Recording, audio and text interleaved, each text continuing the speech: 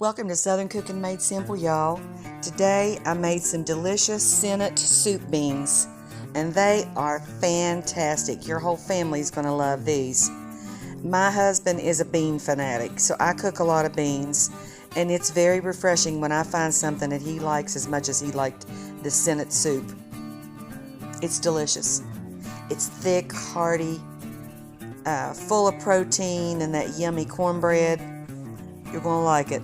I first took some ham and I put that in my skillet in just maybe a teaspoon of oil because I wanted to sweat the ham. When you first start frying your ham, it's going to have natural juices that'll start coming out of it. And the natural juices has to dissipate before you can start to work with it. And when it starts to stick to the pan and create a fond down there, then we can go on to the next step. So I added 2 teaspoons of butter to help with my fond. And see that brown that's creating down in there? It's took me about 5 minutes to get to this point on medium. And don't turn it up real high or you'll burn your ham. Ham has got sugars and salt and different things in there, seasonings. And when that hits the pan, it starts to create a delicious fond that makes your beans taste fantastic. You're going to love this recipe. My mom used to make beans all the time. When she was growing up, they didn't have very much to eat except beans, so they had to learn different ways to make things taste fantastic.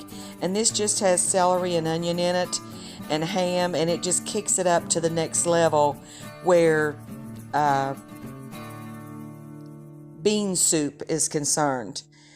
You know, I don't want to put a lot of stuff in here, like I've seen sausage and different things in there, but I didn't want it to be greasy. I just wanted to use the 2 teaspoons of butter and the 1 teaspoon. See down in there, that fond, that brown? Look at that. That's the good stuff right there, people. That's where your flavor is. And it just takes about 5 minutes on medium to get there with your ham. And I used about 1.5 cups of ham. And you could use more. It's just up to you. I didn't want it to be a ham soup. I wanted it to be beans with ham in them. And I took the onions and put them in there. And I let them start to caramelize. And you can tell that they're caramelizing after they'll start to stick to the pan. They'll first sweat. When they sweat, they'll naturally pull that fond off the bottom of the pan. That's where all the good stuff and the flavor and stuff is in your dish, is in that fond in the bottom of your pan. A lot of people don't know that, and I've seen some people take their stuff out and wash a pan out, not knowing that they was throwing away all their yummy goodness in there. That's what makes a delicious gravy, is that fond that forms on the bottom of the pan. If you don't let that fond form, you've just wasted your time. Why would you do that? Now, when you start on caramelizing your onions, you have to let them sweat off, and they'll sweat off their natural juices first too. And see that wetness down in there? And then when they sweat off their own juices, when they start to stick, that means the sugars are releasing and they're getting ready to caramelize. Now let them caramelize and turn brown and golden, but don't let them get black around the edges because you don't want black flecks in your beans. Somebody sit down to eat a delicious bowl of Senate soup. It tastes that way because some senator's wife made it for him all the time. Now, when you put your onions in there, I used 1 whole large onion chopped up fine. And see there, I'm just doing this and getting all my onion to be golden. You want all your onion to take on the flavor of that fond and then create their own fond with the fond that they've took off the bottom of the pan, and then the fond and the juices and the sugars that comes out of the onions when they start to caramelize. They bring out a really delicious flavor. And if you hurry it up and go ahead and dump your stuff in there before you let that fond create, you've thrown away so much flavor. A lot of people don't know that, and they'll just get in a hurry and throw their meal together, and they're wondering, how come when you make a dish, it tastes so much better than when I make a dish? Well, it's because you have to stop, look, and listen. Stop and pay attention to what's going on. Listen to the sound of it cooking in there.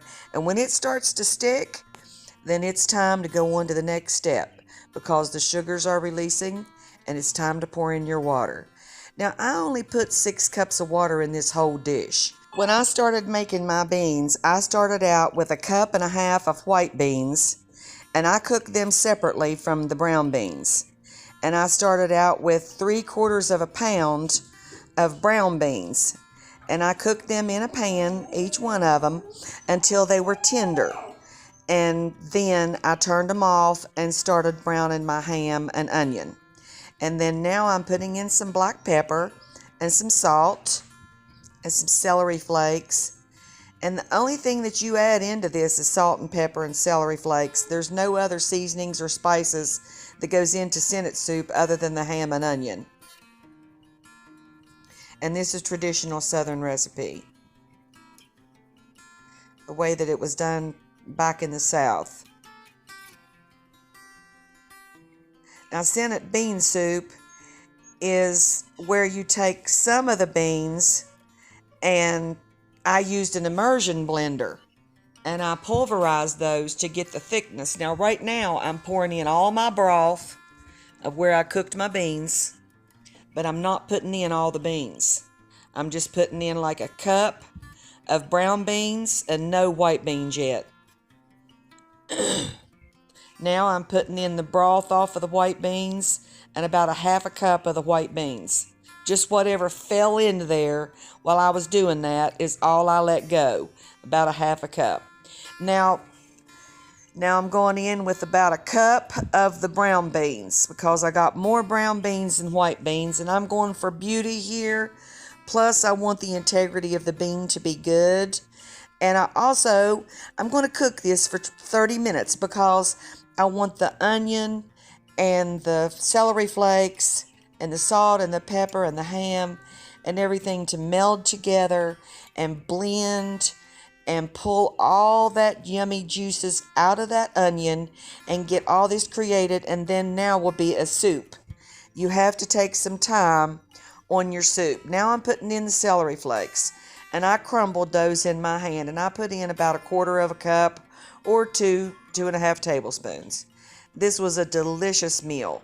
It was a refreshing treat to have a delicious soup, and I also made some stuffed red bell peppers with a shrimp stuffing, and they were fantastic. You're going to love this recipe. I did put in some garlic powder, but that was it. Garlic powder and a little bit of minced onion. Now you want to stir this up good and then set your timer and let this simmer for 30 minutes. And then when you come back, it's time to put the rest of your beans in, and then we're going to cook this for an additional 30 minutes. And those beans that I just put in, they're starting to get real good and thick and condensed. Now it's cooked for 30 minutes. Now we're getting to the good part. Now we're putting in the rest of the beans, and we're going to boil this for an additional 30 minutes. And that's what blends all of this together, gives you that great texture. You've still got the tenderness and the bite of the bean and the delicious, thick, yummy soup that goes over it. The broth is fantastic because I'm getting ready to take an immersion blender. After this boils for 30 minutes, I'm going to take an immersion blender. Now see there, that's a fond it creates on the outside of your pan. And a lot of people don't know that, and they won't mess with that when it starts to stick up on their pan. But that's called fond. You have to get that off and put it back down in your soup because that's where all your flavor and everything starts to caramelize on the outside of that pan. That's where your flavor and all your yumminess is. Now I'm putting in the 1 can of cream of mushroom soup. No, cream of celery soup, I'm sorry. 1 can of cream of celery soup, and stir that in good. And we're going to simmer this for 30 minutes, like I said, and it's going to pull everything together. And then I take the immersion blender and I take the last 1 cup of beans and I pulverize them and add them to this mix. You're going to love this. Serve it to your family. It's fantastic. Enjoy.